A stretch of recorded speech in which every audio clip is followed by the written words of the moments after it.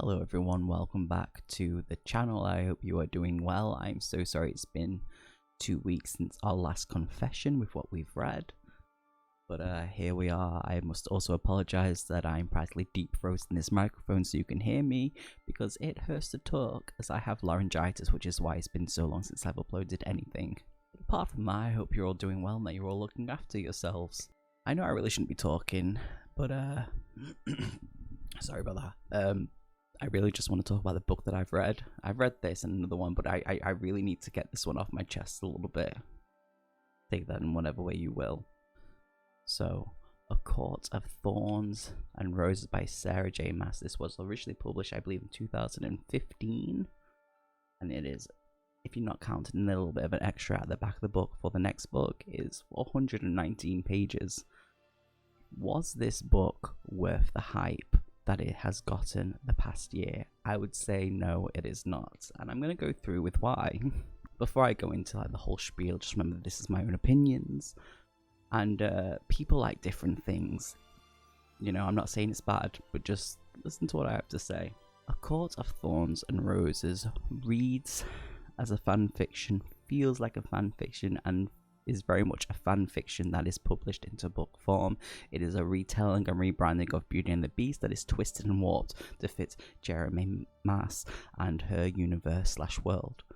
Now, I'm not saying that's a bad thing, but it was definitely, from reading Fourth Wing then jumping into this, it was a huge difference.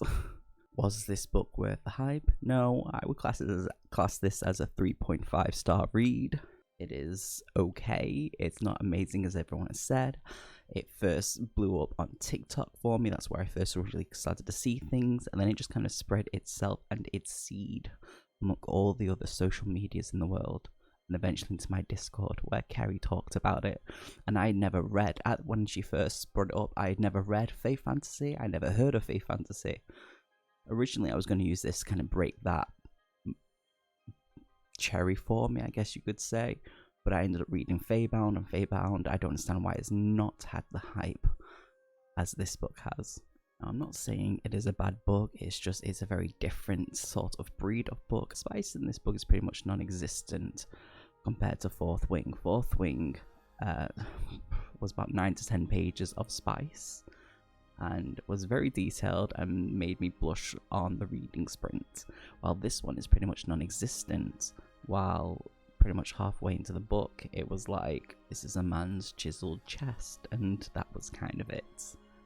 So I was pretty, compared to all the things I've been seeing on TikTok about spice to do with this book in this series, I was pretty much disappointed in that, which is weird to say because I don't really read books with spice in them. So, average read. Character wise, when you first start reading the book, obviously you know Feyre, well, you don't even know, like, get her name until a good, like,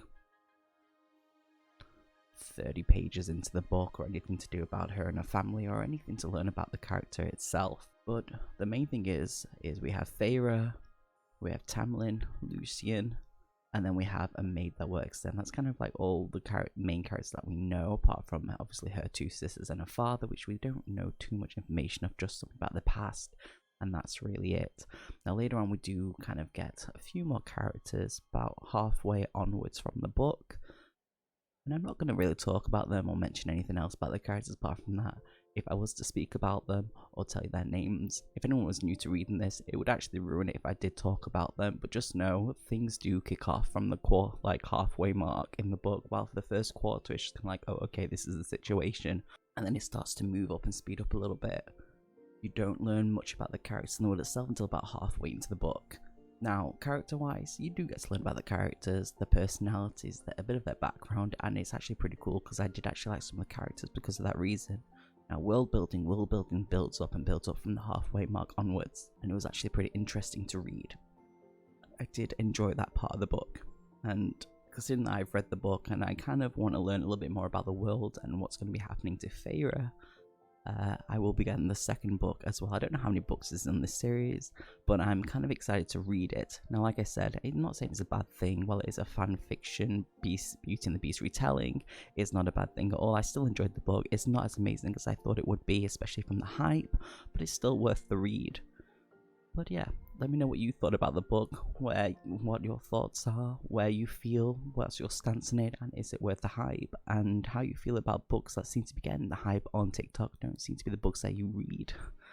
But thank you for listening to me waffle on about anything I'm probably breathing down this mic, and I apologize for, but I hope to have a normal conversation with you all very, very soon. And yeah, I will catch you all soon. Reading sprints will continue as soon as I start to be able to talk, and we'll have a proper review of Fourth Wing, because I've just started Iron Wing. But yeah, much love to you all. Make good decisions in life, and I will see you all very soon. Cheers.